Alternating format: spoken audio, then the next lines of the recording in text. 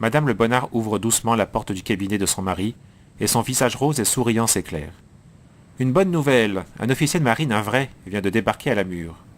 Dans le pays, c'est en effet un événement sensationnel, car les officiers de marine y sont des phénomènes. Monsieur Le Bonnard hausse ses épaules de breton. Il est blasé sur le charme de la marine. Mais un coup de sonnette retentit, et le fameux jeune homme qui fait remuer toutes les langues apparaît, bien sanglé dans sa veste bleue, sa casquette à la main. Monsieur, je suis le subrogé tuteur de mademoiselle Roselyne de Merval, et j'ai reçu de cette dernière une lettre qui m'inquiète beaucoup.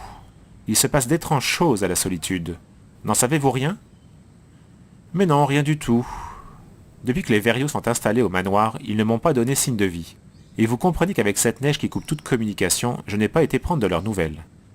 Pardon, fait soudain madame Le Bonnard. J'avais oublié de te dire que monsieur Verriaux et sa femme sont venus cet après-midi pour te voir. Ils n'ont pu t'attendre, car ils craignaient d'être pris par la nuit. Ils veulent, avant de partir, vendre le terrain des Bruzes. En ont-ils le droit? C'est un bien d'une mineure. Oui, le conseil de famille leur a permis cette vente à condition qu'ils rachètent un immeuble. D'ailleurs, ce terrain inculte ne vaut pas grand-chose. Il y eut un instant de silence. Jean Verneuil tapotait la vitre d'une fenêtre. Il regardait la montagne immense, blanche sous le ciel noir.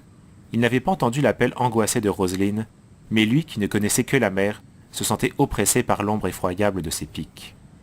Sait-on quel est l'acquéreur? Monsieur Serrier, ce vieil ours qui habite dans un chalet à 5 kilomètres de la Mure.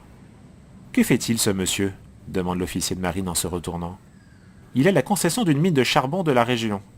Ah, eh bien, monsieur Le Bonnard, vous allez écrire dès ce soir aux Verriaux que je m'oppose à cette vente, et vous les avertirez en même temps de ma visite, qui ne pourra que les réjouir. Il se tut et regarda de nouveau la fenêtre. Il devinait de vilaines machinations sous ce prétexte de vente. Il était arrivé à temps et la Providence avait permis que les Verriaux ne puissent vendre le jour même ces terrains des Bruzes. Quelle richesse avait-on découverte dans leur sol?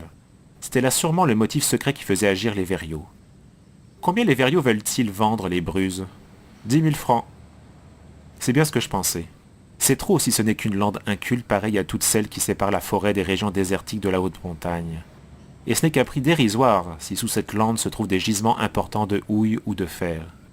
Tenez, vous ferez bien d'avertir la police, c'est encore plus grave que je ne le croyais. Du dehors, la neige tombait en silence. Soudain, des portes claquèrent au rez-de-chaussée et des cris insolites montèrent de la rue. Madame Le Bonnard s'avança sur le palier et monsieur Verriaux apparut. Il avait les cheveux en désordre et la neige collée à ses vêtements.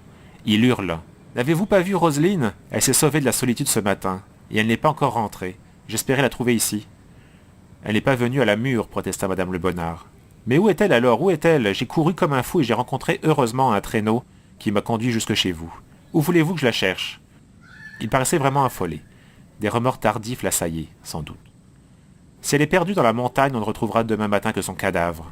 Et avec cette tempête de neige, gémit madame Le Bonnard. Alors Jean Verneuil sortit de l'ombre et s'avança vers monsieur Verriaux qui recula, croyant qu'il devenait fou. « Vous savez, vous, pourquoi elle s'est sauvée?